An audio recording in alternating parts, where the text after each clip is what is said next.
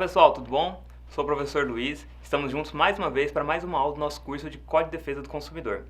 Vamos continuar tratando da responsabilidade do fornecedor.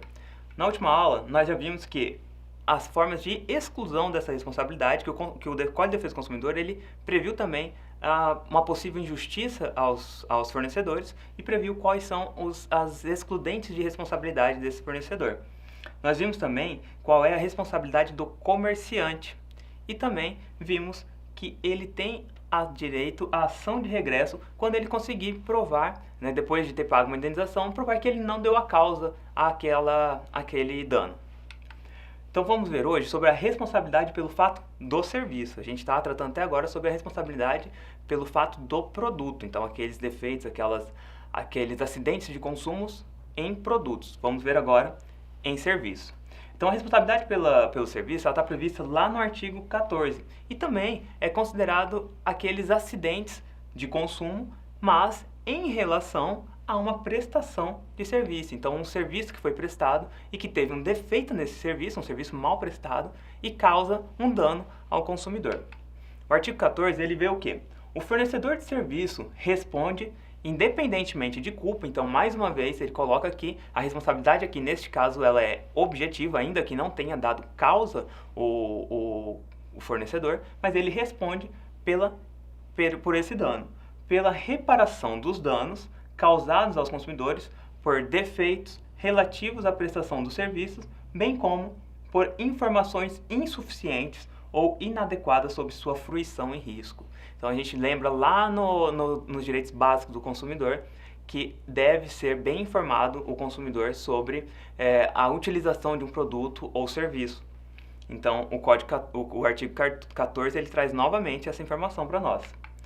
Então a definição de defeito em serviço, vamos ver o que a lei fala quando é um defeito no serviço. Então, o serviço é defeituoso quando não fornece a segurança que o consumidor dele pode esperar, levando-se em consideração as circunstâncias relevantes entre as quais o modo de seu fornecimento, o resultado e os riscos que razoavelmente dele se esperam e a época em que foi fornecido. Um exemplo que a gente tem muito comum dessa responsabilidade, uma falha de uma prestação de serviço, por exemplo, são os estacionamentos. Então, por exemplo, aquele estacionamento de um estabelecimento, ele tem um estacionamento próprio.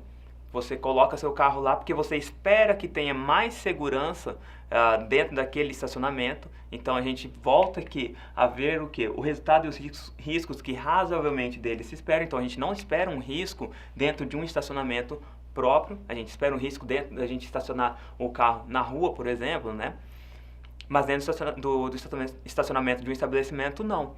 Porém, o seu veículo é furtado naquele estabelecimento. A responsabilidade nesse caso, ainda que não tenha sido o fornecedor, o dono do estabelecimento que fez aquele furto, mas você esperava que seu carro estivesse seguro dentro daquele estacionamento. Então, aí a falha na prestação de serviço identifica também um possível defeito nessa prestação de serviço, tá bom? É necessário que o fornecedor ele tenha um dever de cuidado com a segurança e a vigilância nessa prestação do serviço. O CDC ele também previu o quê? De resguardar este fornecedor, da mesma forma que ele resguarda o fornecedor de produto, ele resguarda também o fornecedor de serviço, excluindo algumas possibilidades de responsabilidade dele, tá? Está lá no parágrafo 2º e 3º também do artigo 14, que diz o quê? O serviço não é considerado defeituoso pela adoção de novas técnicas. Então, um serviço que é prestado de uma forma por uma empresa ou por um prestador de serviço, ele presta aquele serviço de uma forma dele, particular. Mas existe um outro prestador que presta de uma forma diferente, ou coloca técnicas mais apuradas nesse serviço.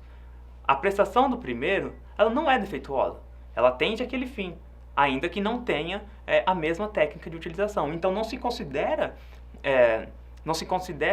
defeito novas técnicas. As técnicas que são mais obsoletas, que vão ficando obsoletas, elas não são defeituosas.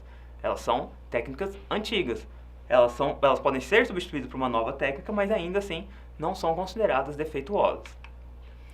E também ele previu o quê? No parágrafo 3º, o fornecedor de serviços não será responsabilizado quando provar. Então aqui a gente tem também o excludente de responsabilidade quando houver, por exemplo, um processo de um consumidor entrou com um processo de um prestador de serviço, ele tem que provar o quê? Que tendo prestado o serviço, o defeito inexiste.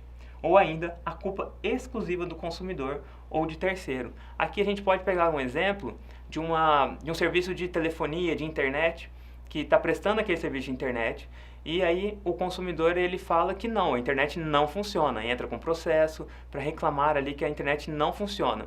E o fornecedor ele consegue provar que, na verdade, foi o consumidor que ligou um cabo errado, né? Aquele cabo ele deveria estar ligado em um componente, está ligado em outro e por isso a internet não chegava. Então aí o fornecedor conseguiu provar a culpa exclusiva do consumidor e que ele presta o serviço e que não tem defeito. Na verdade, o defeito foi a má utilização do consumidor. Pessoal, chegamos ao fim de mais uma aula sobre a responsabilidade do fornecedor. Na próxima aula nós vamos tratar sobre a responsabilidade dos profissionais liberais, tá? Continue conosco, aguardo vocês na próxima aula e até mais.